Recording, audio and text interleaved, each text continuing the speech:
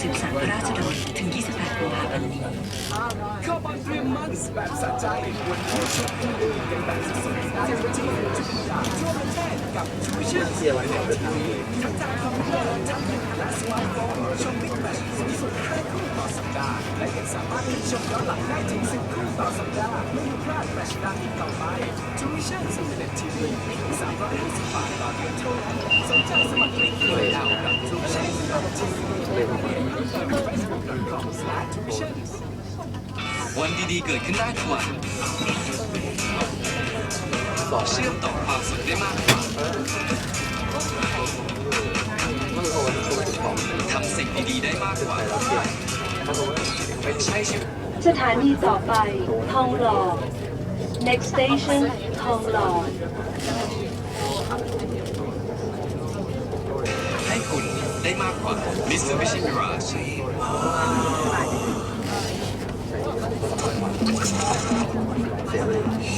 วัดสันให้คุณมากขึ้น Look ใหม่ขึ้น Style มากขึ้นสวยมากขึ้นโดดเด่นมากขึ้น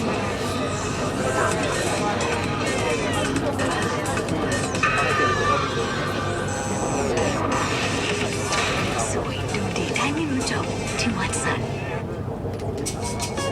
ความสุขเริ่มต้นได้ทุกที่ความสุขเริ่มต้นได้ทุกราคา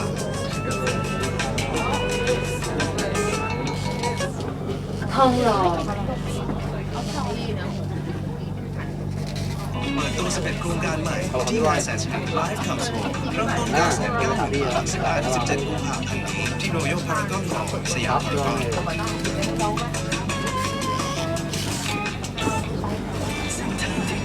แข่งหน่อยพี่ก็ขึ้นเลยถ้าผมทำไม่พอแล้วทำไม่ได้มันไม่เจอเขาก็ฟีดด้วยนี่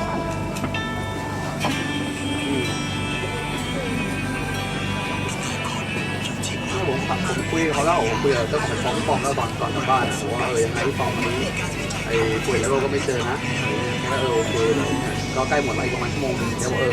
ถ้าผมแค่นี้ก็แกก็โอเคแล้วเดี๋ยวผมพอแล้วก็ถ้าเจอมันลงไปเรื่อยๆไปเรื่อยๆอันนี้มันก็ไม่เจออะไรเลยคือความลึกลับแค่1,000 ฟุตนี่ไม่แต่วันนี้ไม่แค่เลยแค่1,000 ฟุตนี่น้อย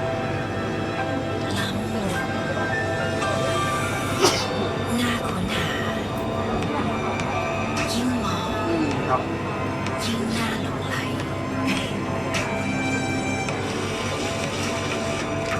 ชูดไลฟ์ชูดสไตล์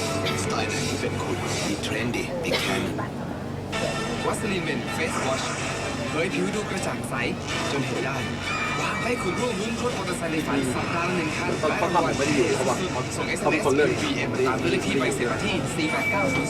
4890011วันที่31 มีนาคมนี้ครับนี่คือเคาน์เตอร์เพนคูทำมันเหนื่อยทีหลังเนี่ยไม่ได้เลยเนื่องจากพลิกหรือแผลจากพวกจากการกระแทกปวดกล้ามเนื้อบรรเทาด้วยเคาน์เตอร์เพนคูมีตัวยาเมทัลจากไทโชต่อเนี่ยใหม่กล้อง Samsung MX 1000เห็นภาพชัดกว่าด้วยความละเอียด 20.3 ล้านพิกเซลเปลี่ยนเลนได้หลากหลายตามความต้องการตอนนี้จ่ายได้หลักไปไหมบ่อยเอกมัย next station เอกมัยไปเลยขึ้นเลยขึ้นระยะกล้องดิจิตอลเปลี่ยนเลนได้กลิ่นอายจากบ้านเลือดปีถูจมูกดาวฟ้ายิ้มตัดขนเม็ดอมแคปซูล4 ชั้นเปิดเลยภายใน5 วินาทีสดชื่นยิ้มตัดโดนได้ครับเขาทำตามโปรเซสเลย3 ชั่วโมงสตรอเบอรี่เมลอนนี่ดีกว่าโออิชิฟรุตโตรสสตรอเบอรี่เมลอนเมื่อชาเขียวบวก2 ผลไม้ชั้นดีอร่อยสดชื่นไม่เหมือนใครชาเขียวบวกผลไม้2 สายอร่อยลงตัวโออิชิฟรุตโตซุปเอกมัยได้บ่อยนะครับสวัสดีครับคนพบความสุขที่คุณมี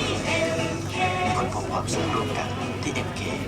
ขอแนะนำโดฟนูทรีออยล์เซรั่มบำรุงคุณค่าเซรั่มเนื้อบางเบาไม่เหนียวหนะช่วยลดผมแห้งชี้ฟู ให้ผมนุ่มลื่นขึ้น 99% ไม่ทำให้ผมไม่แบนผลิตภัณฑ์บำรุงผมอันดับหนึ่งโดยผู้อ่านในทราบ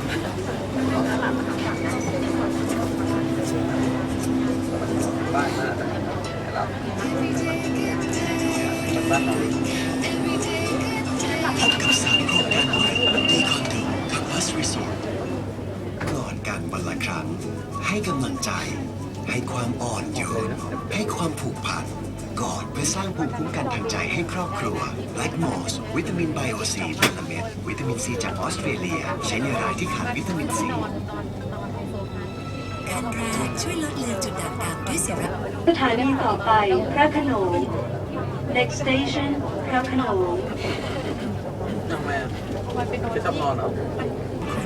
ชิเซโด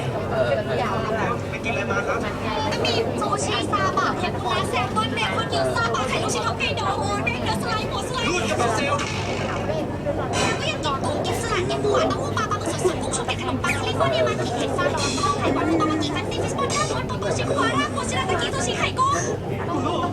ยังมีของหวานอีกด้วยสลัดให้ติมฟรีเลยสิ ว่าไม่กินฉ่ำฉีกจะหยิบจะลวกกินได้ไม่อั้นสู้ชีเยอะฉ่ำแยะต้อง พระโขนง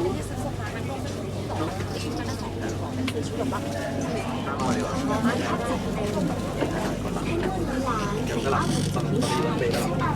ลาสก้ากันหนาวดีโอเรทำความสะอาดเครื่องสำอาง